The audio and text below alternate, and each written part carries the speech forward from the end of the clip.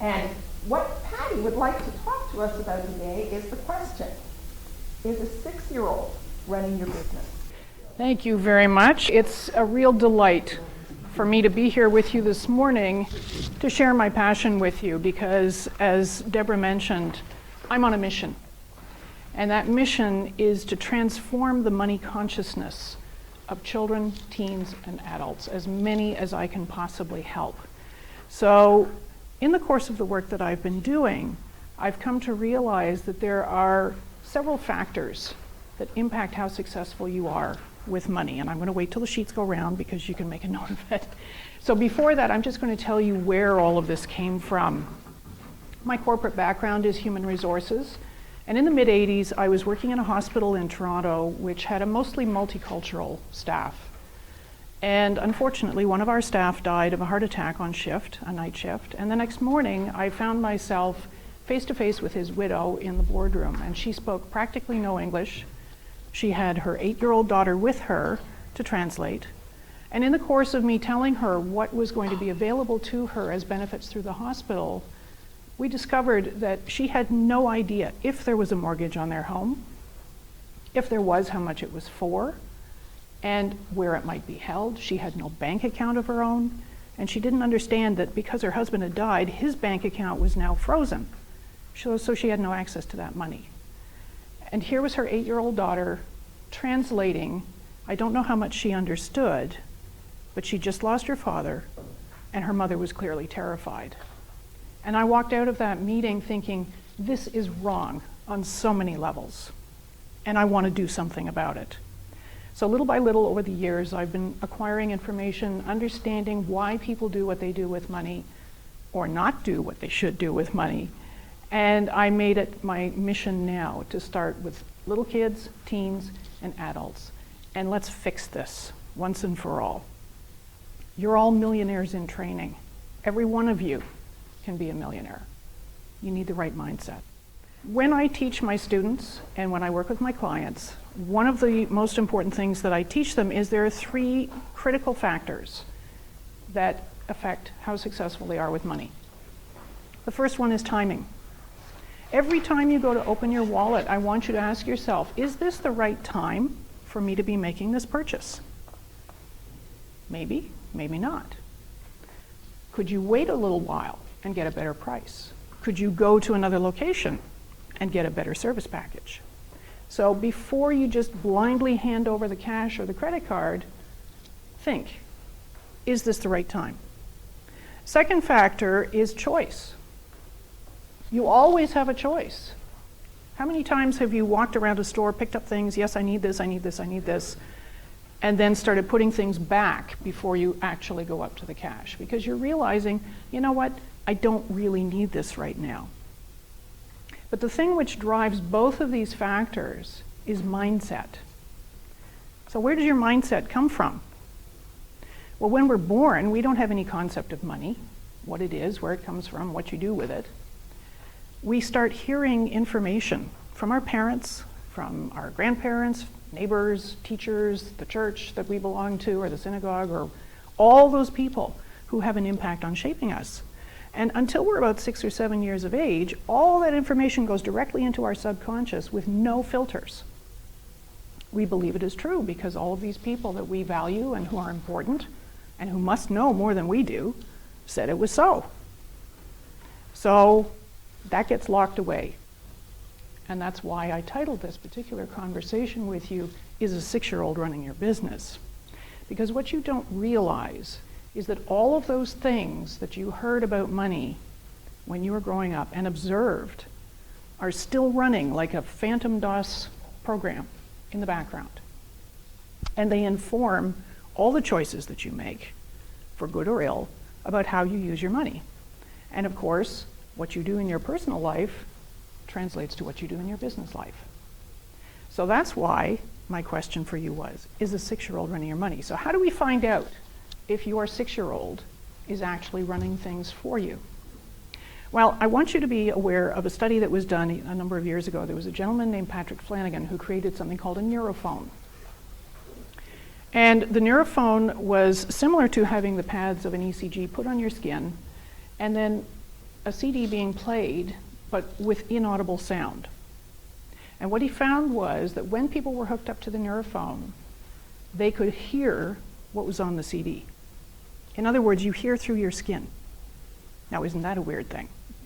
However, when you think about it, your skin is the largest organ on your body. It's highly sensitive, and you take in information all the time. So what you really are is a broadcasting tower. You're receiving and broadcasting what you're picking up from other people.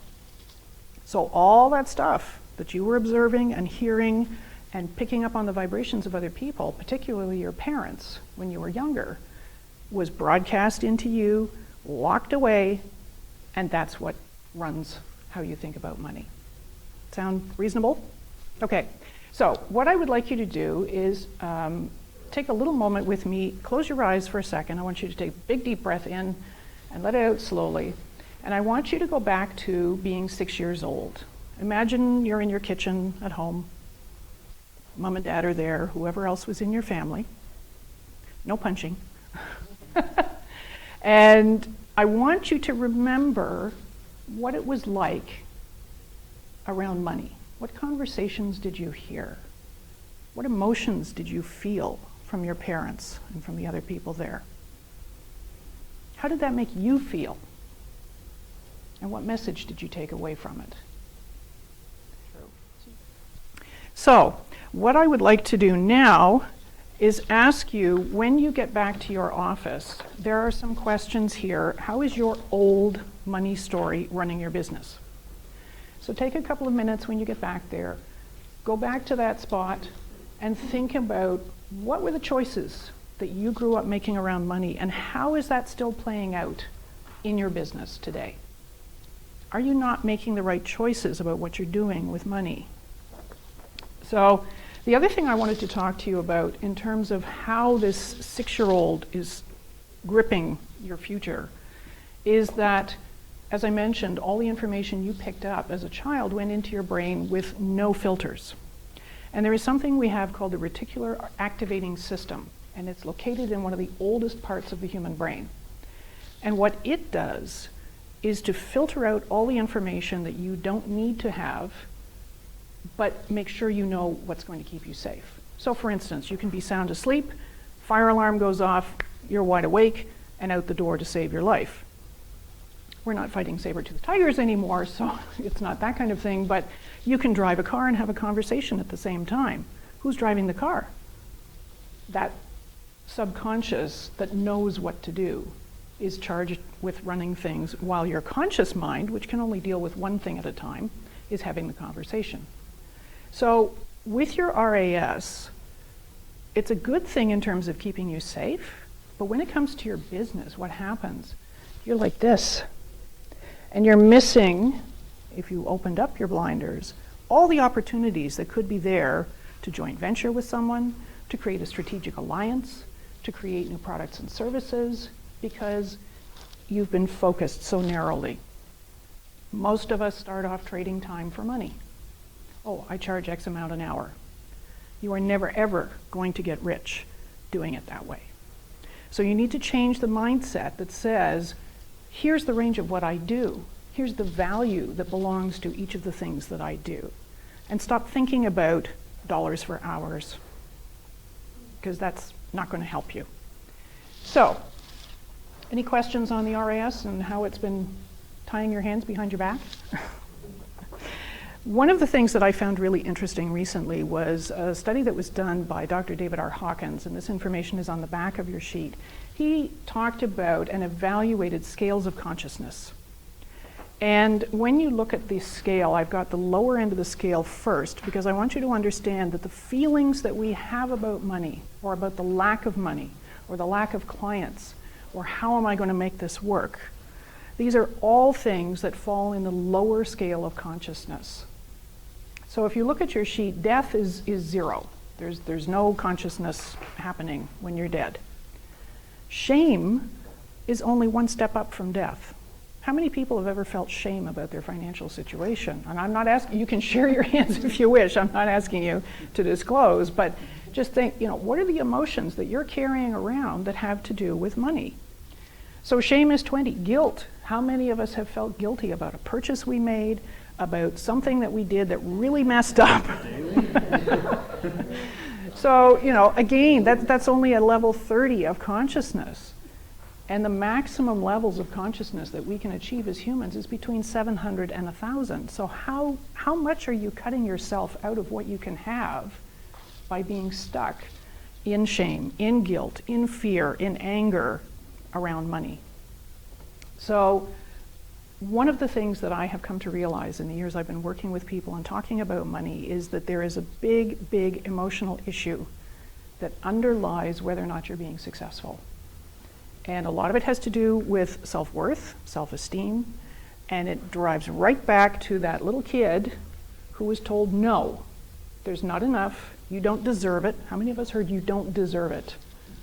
All these things our parents said in the name of motivating us, but in fact what they were doing was writing a program for us that set us up to fail. So my mission is to help all of you and everyone else that I can get in touch with to rewrite that programming, to understand that anything is possible for them. All they have to do is change their mindset.